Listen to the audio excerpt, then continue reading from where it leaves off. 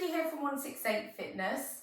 Last week I was giving you my top tips on how to get back into exercise in September after the summer holidays and perhaps getting a little bit out of routine. I want to give you some of my favourite exercises, things that you can do at home, suitable for all levels, all abilities, that are just, simple but effective exercises to help you just feel better about yourself and get back into routine so we can achieve some great things between now and the end of the year.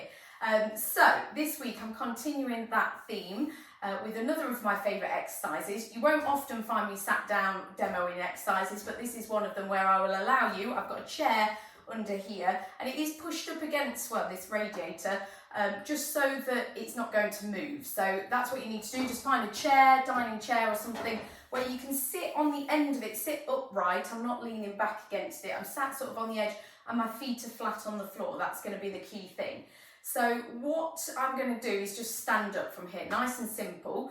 Ideally, I want you to have your arms across your chest and your feet planted on the floor and they're going to stay put. So you're going to stand up like that, stand up tall, and then you're going to sit back down again. Now, I can obviously see myself on the camera, so I knew that the chair hadn't moved, but that's the idea with having it against the wall, that it shouldn't move, and then you'll be fine. If you have a heavy chair as well, it's very unlikely that you're going to move that if it's against the wall.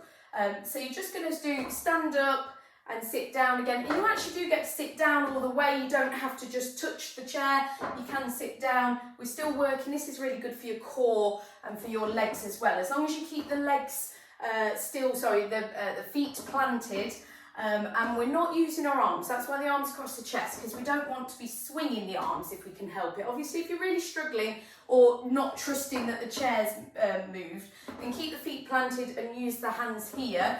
And you might need to just sort of swing yourself up a little bit as well. That's a way to get started. Now, another way you can do it, just to challenge yourself, is to have your arms above your head and then to do the same thing. So you're standing up and down. That does actually, for me, it challenges my sort of flexibility in my back as well, keeping my head up and my chest up and keeping those arms up above my head.